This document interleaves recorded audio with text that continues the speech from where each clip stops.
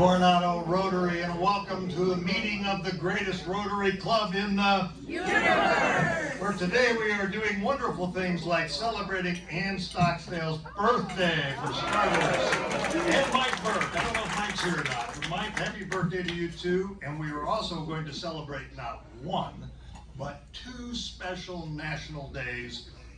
The first of which is appropriately National Wanna Get Away Day. And the second will remain a secret until later on. So there we go. All right, this is from some words from Supreme Court Justice Oliver Wendell Holmes, Jr. I have never heard anyone profess indifference to a boat race. Why should you row a boat race? Why endure long months of pain in preparation of a fierce half hour or even 6 minutes that will leave you all but dead? Does anyone ask this question? Is there anyone who would not go through all its cost and more for the moment when anguish breaks into triumph, or even the glory of having nobly lost? Is life less than a boat race?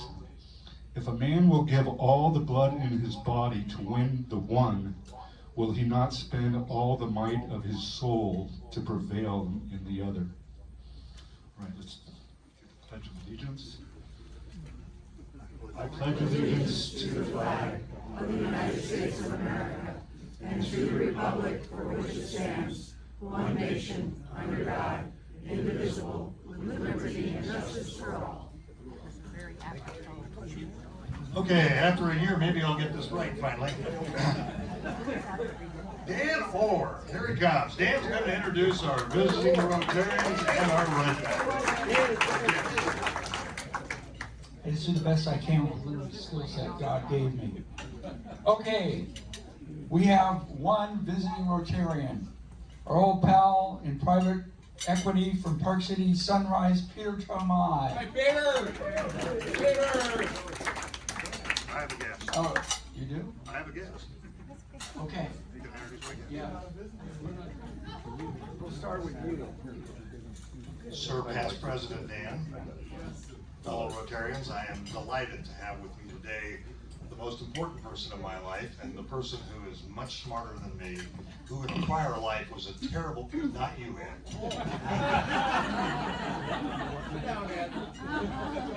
And a person who has been burdened with me for most of her life, and that is my lovely wife, Debbie. All right, my left, your right. President Pat, for the fight, and you're wearing a jacket today. You dressed up for us. For your wife. I'd like to introduce a guest who we have, Stan Miller from Umpires' wife, and he'll be getting a check from us soon.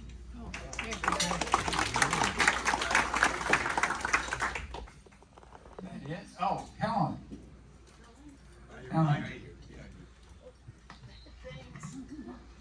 Thank you very much. Oh, thank you, Dan. Thank you, President Pat, and fellow Rotarians. I'd like to welcome my husband, Sig Kupka. We can't wait to hear our speaker today. Thanks. All right, any more? Put a fork again. All right. Thank you, Dan. Appreciate you coming out of retirement to do that for us.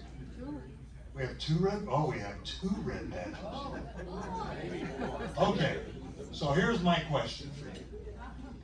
What is the one thing that you want to accomplish with the rest of your life? What one goal? What one goal do you have for the rest of your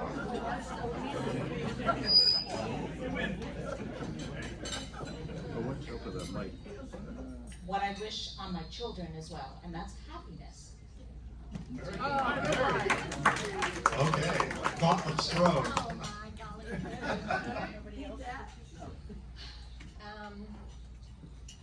I could say to not be a red badger anymore. So this lifetime. Since it's getting weird. Sorry. But, no, instead I'm going to say, I hope I get better and better at bringing smiles to other people. I am after that.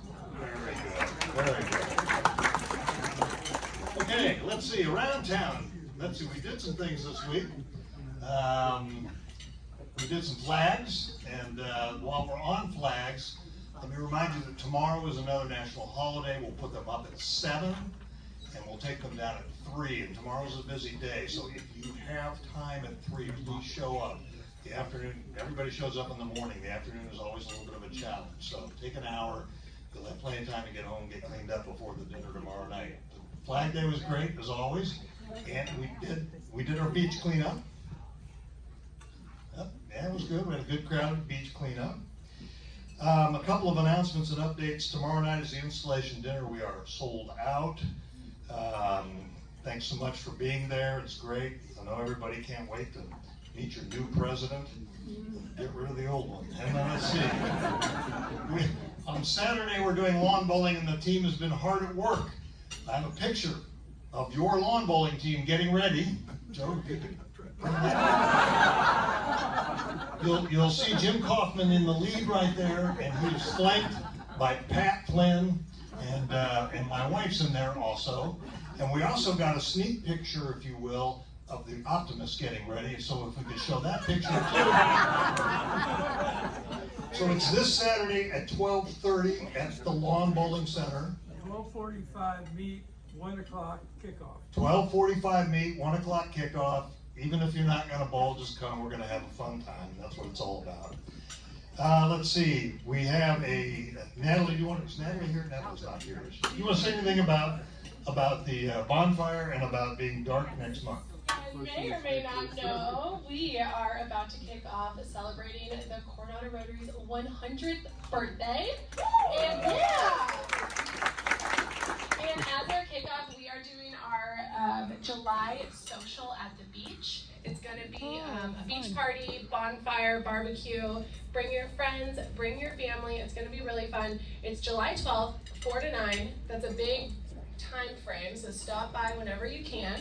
There's going to be a cornhole tournament, some beach volleyball, horseshoes. There's going to be prizes. Not sure what they are yet, but they're going to be worth it. But it is BYOB, and there's no alcohol allowed at the beach.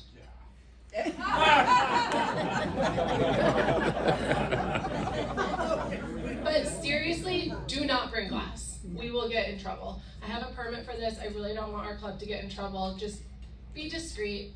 Bring your own. Put it in a bag. Be adults. A white bag. And yes, we are going to be dark July 2nd. I figured everyone was busy that week getting ready for our winning parade. So we will see you for Pat's Roast next week, and then on July 9th for the new Rotary year. Did you hear that? I thought we canceled that since the installation dinner's tomorrow night. Nope, still happening. Thank you. Okay, Daniel, you wanted to talk about PWCA. Thanks, President Pat. Just a quick announcement. How many people here have heard of the Bob Watson Citizenship Award? Okay, that's all the old folks. Now, for those who've been here longer. Well, bottom line is Bob Watson Citizenship Award is an award that we, the Coronado Rotary Club, provide, and it recognizes a non-Rotarian citizen of Coronado for doing good works. You can nominate anyone any day of the year. It's a very simple form on the website. You can find it there. I don't need to give you directions. But Bob Watson was a former president of this club, a former district governor. Fortunately for me, he was my sponsor into Rotary, and he was basically Mr. Everything, whether it was president of the Realtors Association, the school board. He did everything, and it was all for the benefit of the community. So it's appropriately named award. So again, please, particularly if you're new, look on the website, and there are more than a few people in Coronado who warrant this kind of recognition. So just fill out the form, and we take it from there. Thank you. Thank you, Dale. I was asked to make an announcement. If you're interested in umpiring Little League, see me afterwards. They are desperately in need of people to umpire Little League. Let's see, Suzanne Manuel, would you like to make your presentation, please?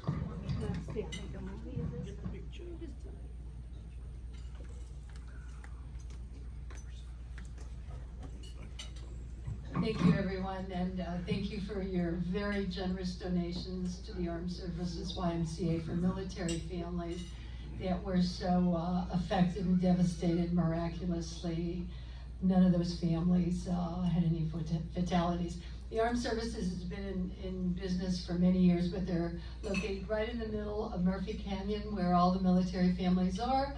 And so we responded right away with donations, and Stan Miller is going to tell you how we're going to use, he's going to use some of the rest of those donations. Thanks, Suzanne.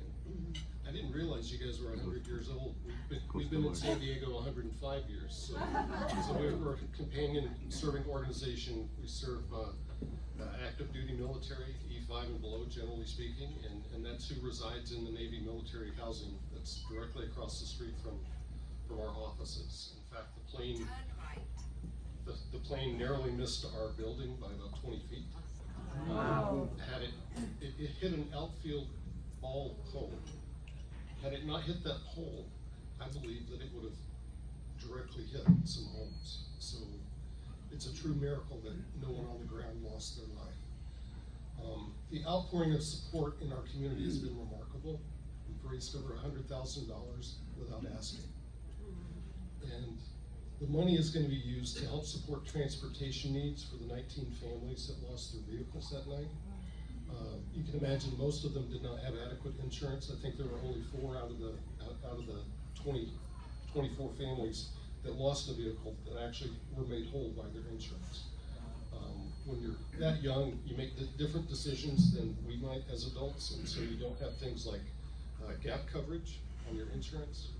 And so there are a lot of young families that some of them lost 2 cars. So we're going to be working through that list of families, and that's what your gift will go towards, is helping make those families whole again. Big shout out to all the other military serving organizations that we've been coordinating with, 0800, STEP, and the Navy itself, Marine Welfare, and everyone has just wrapped their arms around this community, and it's been amazing to be a part of that. And I want to say thank you to the Rotary for your generosity and for always thinking of us, whether it's at Navy Medical Center and the work that you've supported years on now. You guys have been a huge supporter of the Armed Services YM. Thank you very much. Can you tell about Camp Hero? Camp Hero, we've opened up our Camp Hero to all of the families that were impacted by this. As you can imagine, if you're trying to get your life back together after a horrific fire happened in your front yard, having kids around is sometimes makes that challenging. So we've opened our doors for camp for all of the families that were impacted by this. And that's an easy way, for $250, you can put a kid through camp for a week. And all of these families are available to do that for free right now, based on all the gifts that we received. Keep a check for you. $5,325 in addition to the $1,600 we took up the next day for them. So,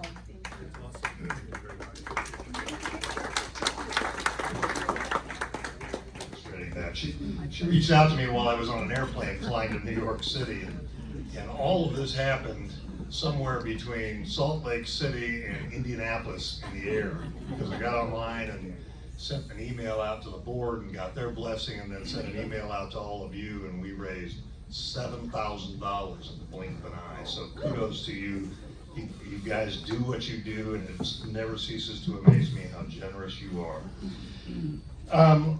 LuAnn, do you want to spend just a minute or two and talk about the mentoring committee?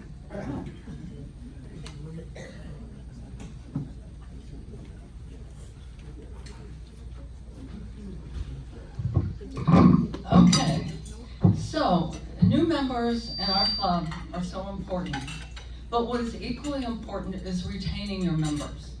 So in our district, there's 57 clubs, and every single one of those clubs lose a majority of members that have joined between 1 and 2 years.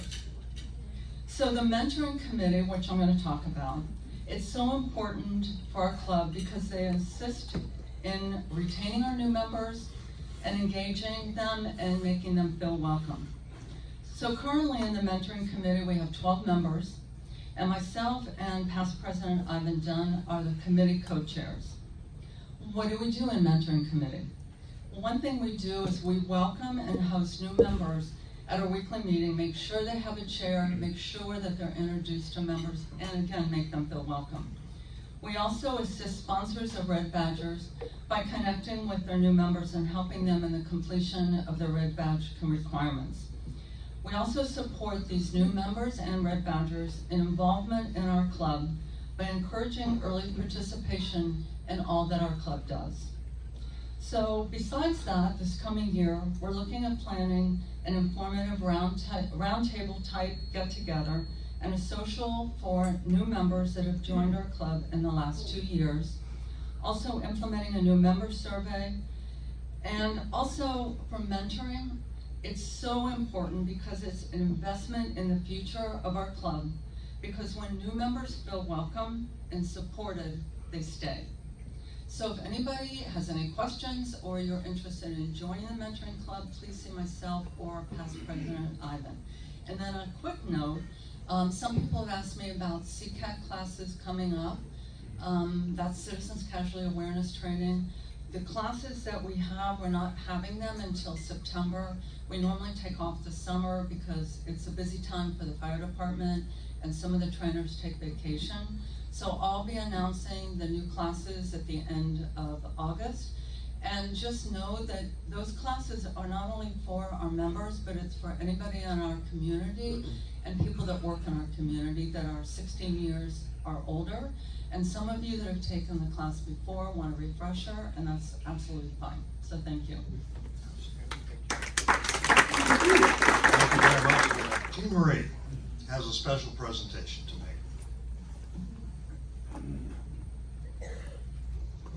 I do, because we have an unsung hero in this club.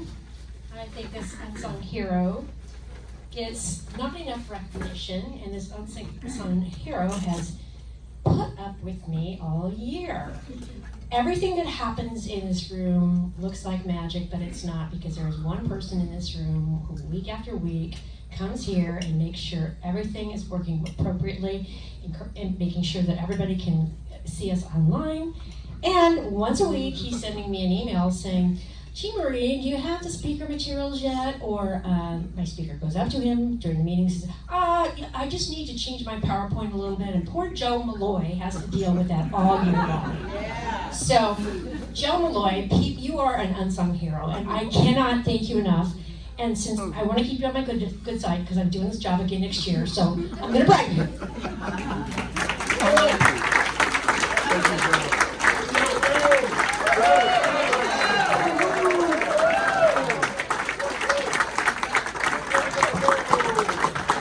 I love doing it for everybody. Seriously, it's great.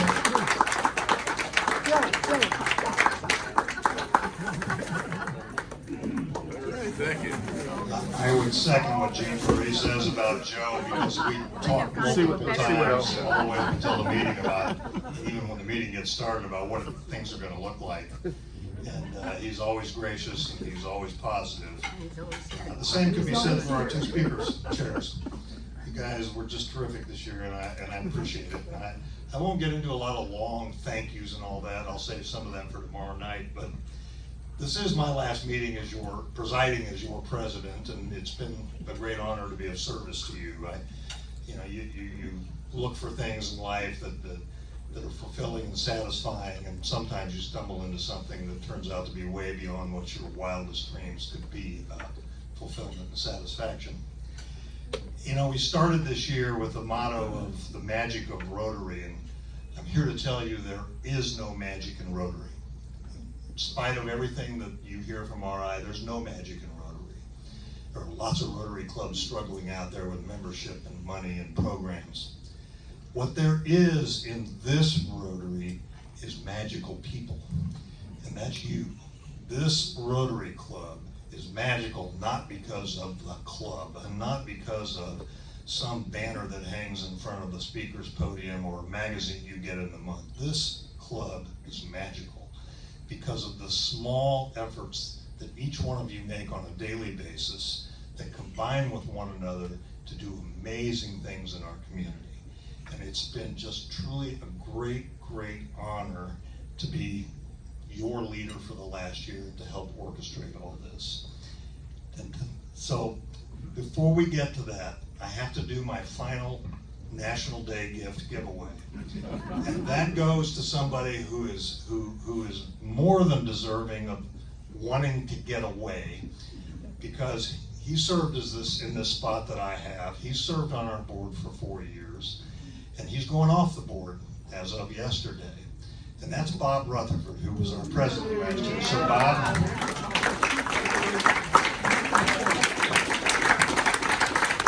Southwest Airlines is pleased to give you a want to get away hat.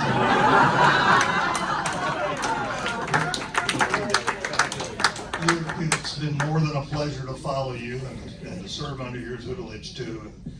And the whole club has benefited from your time and leadership for it. So thank you, Bob. We appreciate you.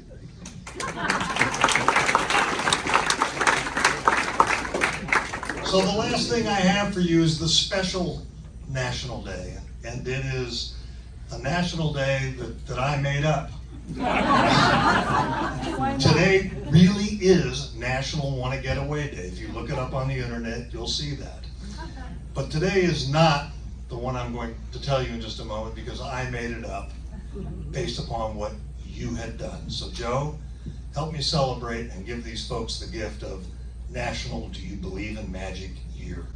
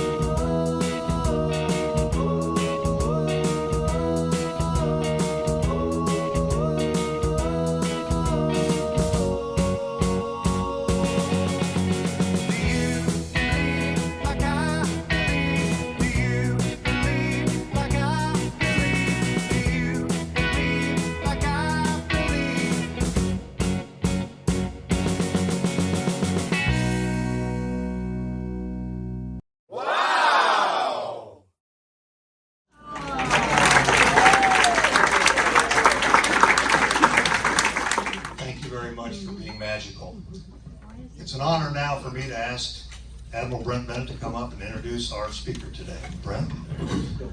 Well, thank you, President Pat. Fellow Rotarians and guests, we are in for a real treat today. In these challenging, complex, and yes, very dangerous times, we couldn't have a better person to chat with us than Vice Admiral Robert Thomas, United States Navy, retired. I hope that you all had a chance to read Vice Admiral Thomas's bio that was forwarded with the invitation for today's meeting.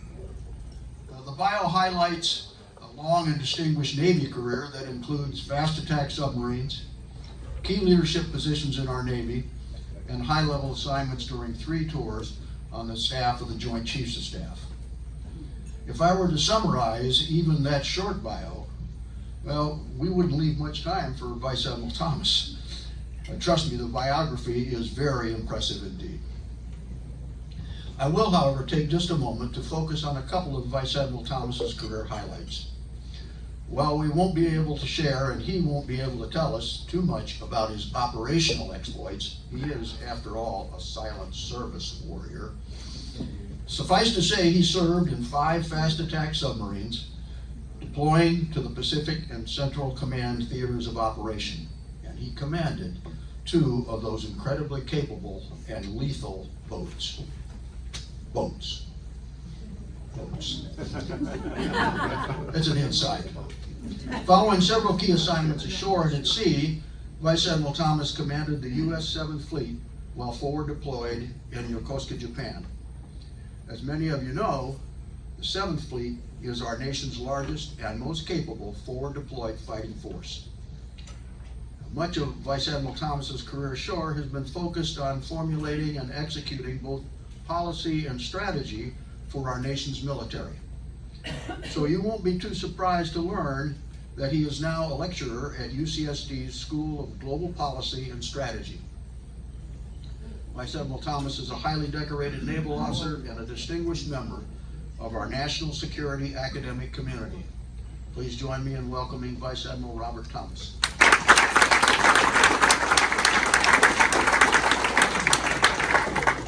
Thanks a lot, sir. I appreciate it.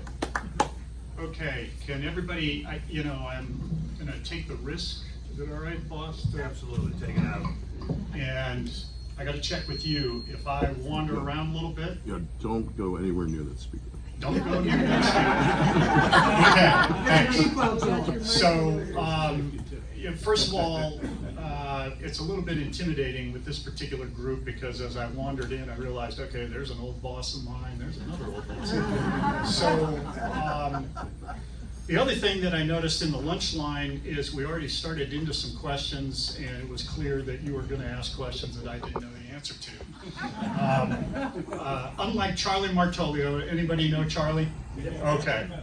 Charlie, as you know, when he comes, he has great slides. I have one slide.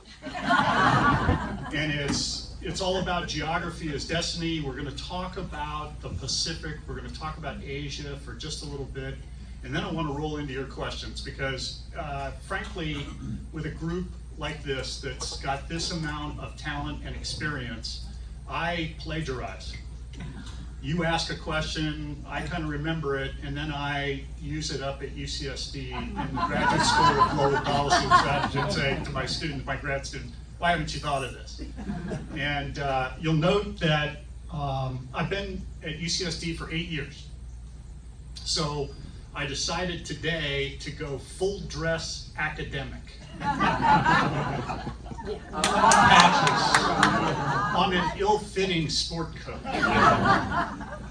So I tried, hey, you kind of, this is full scruffy academic, and I've really been practicing for 8 years. So, all right, so let's do a quick walk. What I really want to do is talk to you about the alliance structure in the Pacific.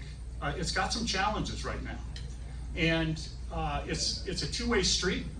It is so different than the Atlantic side of the house with NATO and a networked structure. This is a hub and spoke structure.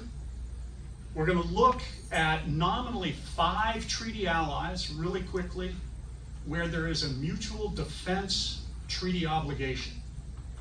And then we're going to put a few others into the mix that you normally don't think about because the People's Republic of China is challenging us at every turn out there. It's been 10 years since I was the U.S. 7th Fleet Commander, but I've kind of kept up with it. And am routinely invited back out to Japan, Korea, even Taiwan. I spend a little bit of time in mainland China. With maritime security issues, and this is a very, very challenging environment. So let's just kind of review the bidding. I'm telling you things you absolutely already know. Say, hey, Thomas, let's go faster, funnier. Japan, Korea, okay, Australia, the Philippines, Thailand. Those are 5 treaty allies with a mutual defense treaty obligation for us. In fact, depending on how you look at the language, they also have a requirement to help defend U.S. forces when we are in joint operations, when we're in operations with them out in Asia. And you can see, especially with the People's Republic of China challenging us in the air and at sea daily, that it gets a little bit interesting. So I really want to just say, hey, those 5 treaty allies, how are they doing? And then we're going to talk about a group that's always in the news these days, because we have this thing called the Taiwan Relations Act of 1979. And it's, you know, it should look like a formal treaty. It doesn't. It's so ambiguous, you could you know, change it into just about anything. But we do have obligations there. And then there's another 3 nation states out there that nobody thinks about that we have agreements with. And it's called the Compact of Free Association. It's called COFA. Anybody ever heard of COFA? Okay, okay, there's a few players in here that say, yeah, I got it, Thomas. It is Palau, it is the Federated States of Micronesia, and the Republic of Marshall Islands. You say, okay, Thomas, that looks like it's out in the middle of nowhere. No, that's actually out in the middle of a competition with China, okay? And the competition is pretty straightforward. There's a book been written a long time ago, some of you may have read it, it's called The Protein Wars. The Chinese will show up and they have a phased approach to showing up to your front door. They show up with the fishing fleet first, and it's massive. And oh, by the way, in the fishing fleet is the People's Armed Forces Maritime Militia. These are fishing boats that don't fish, that are bow hardened, and their job is, as you, Philippines, come out to your, okay, EEZ, your exclusive economic zone, and fish, we're gonna make it tough on you. Then, right behind that is the Chinese Coast Guard. Chinese Coast Guard is now massive. About 15 years ago, they took 5 different maritime law enforcement agencies, they made it into a Coast Guard, and they're building Coast Guard cutters up to 10,000 tons. Okay, that's larger than an Arleigh Burke-class destroyer. I mean, it's just, it's phenomenal. Behind that, of course, is the People's Liberation Army Navy. All right? It is bigger, more modern than just about every Navy on the planet now. Okay? In aggregate, as far as footprints out in Asia, nobody's close. So it's an interesting environment for Chinese neighbors. All right? As the Chinese, old boss of mine, Sandy Winnefeld, used to say, they are continuing to less than quietly accumulate advantage, okay? If you don't think that they are in competition with us, then perhaps you're wishful thinking, or you know something that a lot of people don't, but I would argue, I really started keeping a close eye on them in 1998, back when I was still in the submarine force. They've been in competition with us across a lot of different areas of national power, diplomacy, information, economics, and military for 20 years. So it shouldn't be a aha moment for anybody. But as we look out there, you know, my narrow focus has been, how do you support your treaty allies out there? So this isn't a judgment of, hey, should we still be spending our national treasure in Asia? That's for somebody else to decide. But with these treaty obligations, let's just kind of go through and we'll look at capacity and capability of these 5 militaries that we have these mutual defense treaties with, and kind of see how they do. Japan. Japan has more capability and more capacity from a material, equipment, airplanes, ships, submarines, all the things that militaries bring, than any other country other than China in the entire region. Okay. what's the big challenge for Japan? It's twofold. In fact, I think somebody mentioned it at lunch as we were sitting in the buffet line. One of them is personnel. As you know, Japan is aging out rapidly. A lot of countries are aging out rapidly, but Japan is absolutely leading that charge. So for them to man this military force, let me give you an example. The Kaijo Jietai, the Japanese Self-Defense Force, otherwise known as the Japanese Navy, they have every bit of modern equipment and capability and training level that we do. But they are struggling mightily to get people, both at the officer and enlisted ranks, to man that force. The team on the other side, and I don't want to get too close, maybe So if you head south from the three main islands of Japan, you get into what's called the Ryukyus, down there, Okinawa and south, what they would call Nansei Shoto. And the Chinese are just across the pond there. And, you know, the Chinese, they've got an age-related problem too. They've now peaked and they're gonna start sliding down, but they're sliding down from 1.4 billion. Japan is sliding down from about 125 million. And the Chinese just exhaust the Japanese. They show up in their contiguous zones on the water, and they routinely, and Admiral Bennett can teach you more about this than I can, but they show up in the air defense identification zone of Japan, and they can just keep doing it. They have so much capacity that they just, you know, it's kind of this strategy of exhaustion. Readiness exhaustion is what I call it. And they're driving the Japanese into readiness exhaustion as they respond. So the Japanese, very capable. We train with them every day. We live there, we train with them. There's always fussing about who's gonna share what as far as the cost. And that fussing should continue. It's really been going on for decades. The Marines, as you may know, are being moved essentially out of Okinawa and back to Guam, most of their footprint. That will be interesting because that sends an interesting signal to the Chinese. But the Japanese then, they have that one big problem, and that's personnel. The other problem they have is we wrote their constitution. Right? And we said, you know, never again. We basically wrote them a pacifist constitution during the Abe administration, two of them. He was trying to kind of reinterpret that, give the Japanese a little more flexibility as far as operating and responding militarily, but they're still kind of running around with handcuffs on. Korea.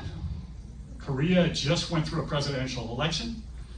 President Lee, absolutely avowed socialist, and sort of has said the right words with respect to the ROC-US alliance. Frankly, South Korea does not need the US there militarily anymore for a conventional war against North Korea. You know, if the North Koreans headed south like they did in June of 1950, it's you know, well within the capability of the Republic of Korea to repel that attack. What's gotten so interesting, of course, is the nuclear aspects on the peninsula. My colleagues in Korea, it's everything we can do now for them not to want tactical nuclear weapons back on the peninsula. The last time we had them there was, I think, 1994. Does that sound about right, boss? And so we keep trying to convince them, hey, let's just not go there, okay? But they're pushing pretty hard. It'll be interesting with President Lee. Maybe he walks them away from that. But it'll be kind of interesting to see how this goes over the next 6 months and the alliance itself. But from a capability and capacity perspective, Korea's in pretty good shape militarily. Australia's number 3. Some of you have heard of AUKUS.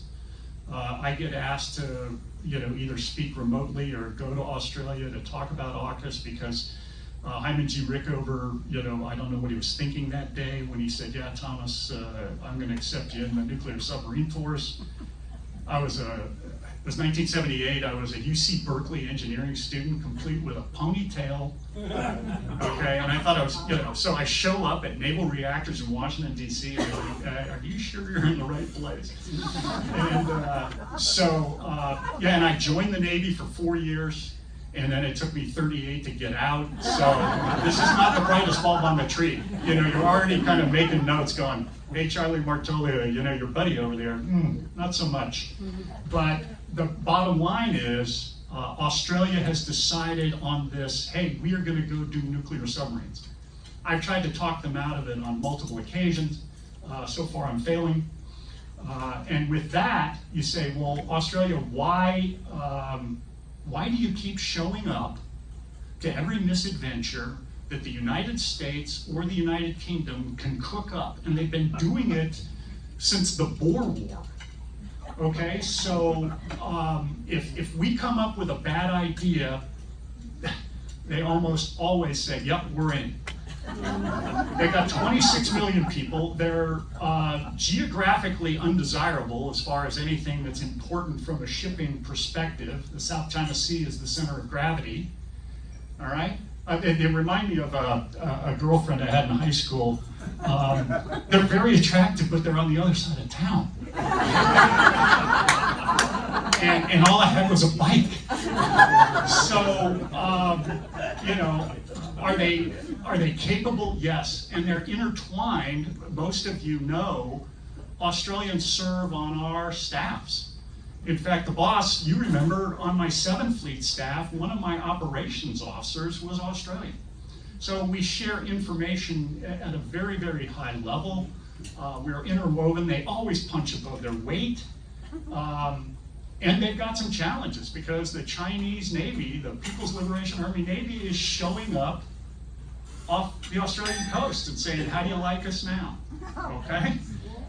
So their geographic undesirability, it doesn't make them immune. But they are solid allies, and we are doing more and more. You may not know this, but the Marine rotational force that we have goes to Darwin and is now a bigger and bigger footprint to kind of keep a permanent presence there in Australia with ADF, the Australian Defence Force. The Philippines, almost no capacity, very little capability, and they are right in the heart of the pressurization, zone as far as the People's Liberation Army Navy and the fishing fleet. There's this interesting map. It's from 1947. Interestingly, it was the nationalist Chinese that created it. Xi Jinping loves it because it's called the 9-dash line. And it basically is an historical chart that says everything in the South China Sea is ours. Now this is, remember, China signed the UN Convention on Law of the Sea. All right, they are signatories to it. We've actually signed it, we've never ratified it, so we're kind of on the outside looking in. But it creates EEZs and territorial waters and all those things that all the rules that the international system, quote, plays by. And they just decided, not so much. We're going to rewrite this with Chinese characteristics. So they pressurized the Philippines, Malaysia, even down to Indonesia. We have an interesting relationship with Indonesia, especially in the diplomatic and military circles. And for a long time, Indonesia said, yeah, that South China Sea thing, that's not a big deal. But the Chinese figured out a way to go all the way south, and there's this little place called Natuna Island that belongs to Indonesia. And the Chinese fishing fleet started showing up just off of Natuna Island, and now things have gotten very interesting in that regard. So then you have, of course, Thailand. Thailand is, frankly, duplicitous, and they are that way for a reason. Hey, United States, are you going to be there for us as a national security partner that we can count on. Because every once in a while we have a coup, and your State Department then says everybody out of the pool.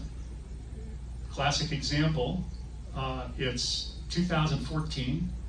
I'm in Bangkok. I go to the embassy. I talk to Ambassador Kinney, and she says, "Don't worry, Robert. Your major exercise.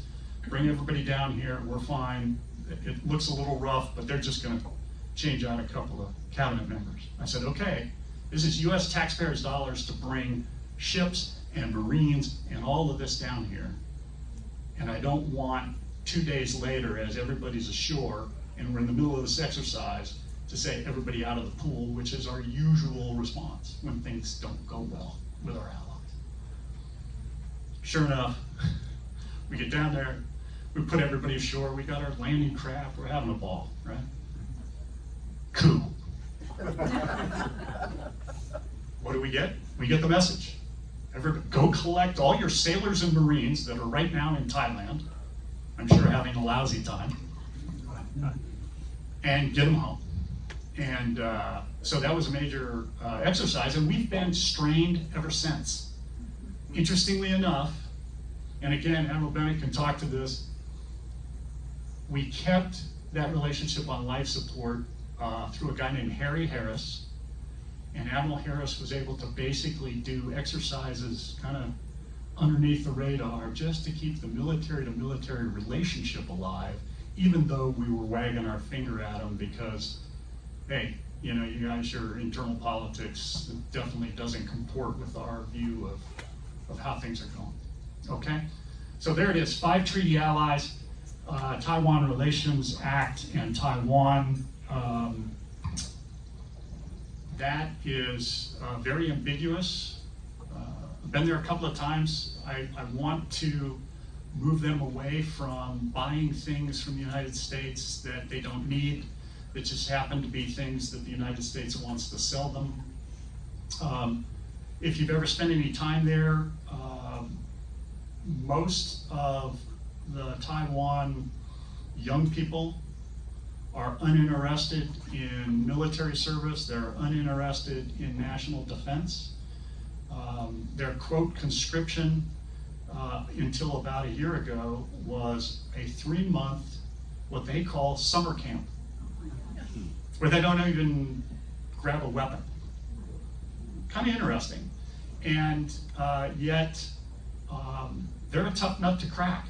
If you look at the terrain, again, geography is destiny. That is a tough place. And if they decide to make it hard on the PLA, should the PLA, the People's Liberation Army, come across the strait, about 180 kilometer strait at its widest, maybe 120 kilometers at its narrowest, very difficult waterway, acoustically, weather-wise. It's no easy, hey, we're just going to show up and do an amphibious landing. But the People's Liberation Army, Navy is very capable of doing it. It'll be interesting to see how Taiwan does. If the United States is interested in helping Taiwan defend itself, they need one other nation absolutely to be in with them. And who would that be? Australia. I'd love to say Australia, but it's not Australia. South Korea. It's Japan. Okay, Japan is right next door. In fact, the southern Ryukyus, there's an island that's maybe 80 kilometers from Taiwan, just north of Taiwan. And the Japanese are next if Taiwan goes. And this whole thing is called the first island chain. You run it from Japan to Taiwan to the Philippines, down to Malaysia, and then kind of Indonesia, and then up into Singapore. The Chinese see that as a fence that we are fencing them in, okay? They believe, and I think with a fair amount of accuracy, that we continue to use a containment strategy with respect to China and the near seas and this first island chain, trying to keep those alliances intact, to keep them basically bottled up. but they have a global navy, they have a global fishing fleet. They show up off of South America all the time.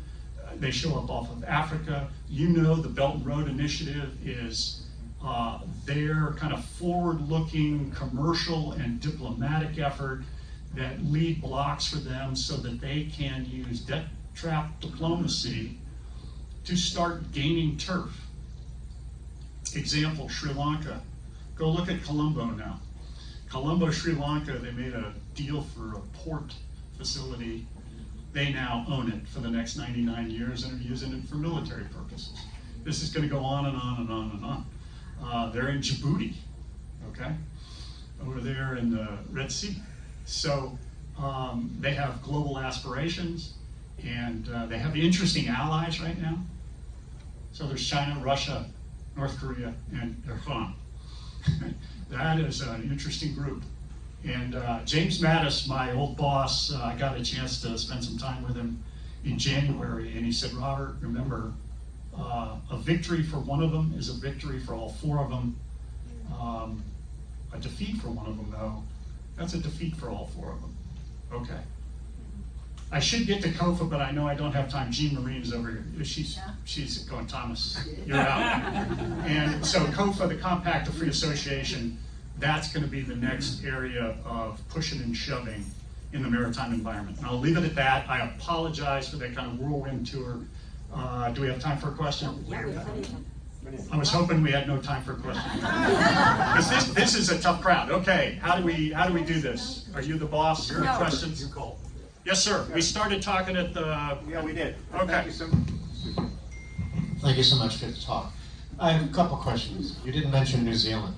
No. And they're sort of, are they automatically associated with Australia, or they're just out of the game completely? And the other country, and I apologize, has never been a friend of ours, but they're not necessarily a friend of China's either, is Vietnam. And there's a lot of conflict. Of course, they still have the border with China, and they have to be very careful. But how do they fall into things with regards to those are both perfect questions.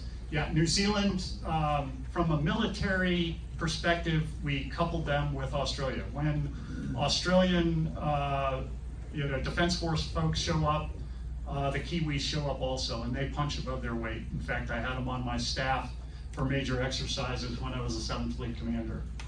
The downside of New Zealand is they're a long way from anywhere. Their total Navy is 2,500 people. They have some serious obligations, especially with humanitarian assistance and disaster response, because just north of them is it's like a pitching machine, and it throws out super typhoons routinely. And so Kiribati and Samoa, Fiji, Vanuatu, all the way up into Papua New Guinea, the Solomons, they spend a lot of time just helping out. It's going to be more and more interesting as sea level rise makes that even more sporty. So New Zealand, and New Zealand's a total of 5 million people. Vietnam, great call. In fact, Bennett, you may remember this. So it's one of my final days as a 7th Fleet commander. I'm down in Manila, I'm giving a speech, and it's the Minister of Defense of the Philippines and the Chief of Navy of Vietnam come up together, all right? And these two were not traditional buddies because of the South China Sea and the Spratly Islands and fussing over that. But they have decided, hey, we're gonna make some agreements here and stop fussing at each other because we're both being pressurized by China. And their question, this is 2015, so 10 years ago, but it's only, to your point, developed more, was, hey Thomas, what are you gonna do when the Chinese shoot at us in international waters? And of course I started tap dancing and giving the official White House party line of, hey, we're not gonna take a position on territorial disputes and blah, blah, blah. They said, thank you very much. In other words, you're not gonna do anything. And I went, you got me. But Vietnam, our relationship continues, to your point, to tighten. And it's compliments of China. Everybody remember that Vietnam was the last one to have a major combat excursion with China. China's last time in combat, serious combat, was 1979. And they took on Vietnam and they didn't do very well. The Vietnamese roughed them up pretty badly. Admiral, is there two questions. Is there a need for another forward deployed carrier strike group, say, out of the Philippines? And you briefly touched on Indonesia. That's probably the 5th most populated country in the world. And what could we do to bring them more into the fold? Yeah, I'm not a big advocate of another forward deployed strike group because, and again, there's people in this room that actually could talk to this at the nuts and bolts level, but it just costs so much to maintain, and you have to have, especially because, remember, we have nuclear powered aircraft carriers, and nuclear work, other than Yokosuka, Japan, which we have a special arrangement, is extremely costly. And so I think we've got one there in Yokosuka, forward deployed. We never call it home ported, by the way, because of the sensitivity with the Japanese. We effectively have one in the Middle East because we just rotate in and out all the time. The 7th Fleet, you cruise through 7th Fleet on your way to 5th Fleet. And yeah, I just think the Philippines, that would be a tough call. It doesn't mean, to your point though, that we shouldn't be doing ship maintenance on conventional ships in the Philippines. Okay, so not a carrier strike group, but more of a footprint from a maritime perspective. Then the second part of the question was Indonesia. So we have been at this now probably 20 years. Since I was a task force commander, I can remember being sent to Indonesia for the purposes of, hey, we've got to make this relationship work. This is another one of those where A, we have to keep them from fussing with the Australians over, migration south and all of those issues. This is the largest Muslim population in the world, oh, by the way. It has a maritime environment. We've invested a lot of money, the United States has. We invested in a whole series of coastal radars and a maritime fusion center and everything else.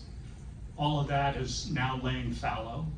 So we've got to watch it. You can pour a lot of money into Indonesia and, they'll nod their head and then, it will be essentially a poor return on that investment. But to your point, we've got to get that fixed. And what is helping us move it in the direction we prefer is, interestingly enough, pressure from China. Both Indonesia and India, right? Because they're both, quote, non-aligned nations. You hear them talk and their favorite line is, 1,000 friends, no enemies. Well, how's that Chinese relationship going? Okay, maybe one enemy, So it's got to be, it's got to go where you want it to go, though, Indonesia. But that's a tough sell, absolutely. Yes, sir. Admiral, thank you for a very interesting presentation. So there's been a lot in the news recently about this Philippine ship that's on a reef that is just kind of sitting there, it's more like a barracks. Chinese are coming in, fire hoses going back and forth. Where do you see that going? Yeah, so this has been, it's called Second Thomas Shoal. And years ago, we gave an LST, a landing ship tank ship, basically one up from maybe a Korean War version. We gave it to the Philippines. Eventually, they weren't able to maintain it, and they knew that they needed something because the Chinese were building little outposts on low tide elevation rocks in the Spratlys and starting to make larger and larger claims. And so their way of pushing back was they ran this LST onto Second Thomas Shoal. Okay. They have Philippine Marines that do this rotation. The thing is rusting under their feet. Okay. It's not sustainable for very much longer. The Chinese each time that the Philippines, in their own EEZ, by the way, want to resupply it. The Chinese get in the way with the fishing fleet and the People's Armed Forces, Maritime Militia, and to your point, the Chinese Coast Guard and the water guns and everything else. And the Philippines has asked us multiple times, even back when I was the 7th Fleet Commander, hey, can you join us for a resupply? So, we have been in constant debate with that issue, because if we do, and somebody fires a shot, then it's game on. And you're just gonna watch yourself go up the escalation ladder over this reef in the South China Sea. And I used to ask myself, I said, yeah, in principle, the Chinese are dead wrong on this, and the ASEAN nations that surround the South China Sea have rights under UNCLOS that are being violated. And then I'd sit there at night and say, okay, am I willing to send US young people home in body bags over a spit of sand in the South China Sea, knowing that that actually, from a principled perspective, may be exactly the right thing to do? I really struggled with that a lot. One more. One more. Right there, Dan one. Better be a softball. These questions are great, by the way, and so. You're a submariner. What's the problem with building the subs now? We are slow and they cost too much. In fact, we can't even, so this is my problem with telling the Australians, hey, AUKUS, yeah, we're behind you 101%. They've already sent people to our nuclear power school and to our prototypes. We have 2 Australian nuclear trained officers who have served on a US Virginia class submarine. And we said, oh yeah, we're gonna be there. Our maintenance backlog, our shipyards are in so much trouble. You think we're having trouble putting people into the military? We're having a real problem putting people into the advanced trades that you need to build and maintain ships and submarines, okay? Just go across the bay and talk to the folks at NASCO, all right? It is, we are, I think it was somebody back east, I'm trying to remember, Arthur Herman maybe wrote Freedom's Forge, and it talked about the industrialization and this, this kind of mobilization for World War II. And he's maybe a little bit extreme, but he has said, the United States from an industrial policy perspective needs Freedom's Forge 2.0, and most of that is in the maritime sector. Okay? Great question. Wish I had a better answer. Admiral, thank you so much for that insight. All of you, thanks so much for a great year. Look forward to seeing you tomorrow night. Go out, have a great Rotary week, and as always, remember, be kind.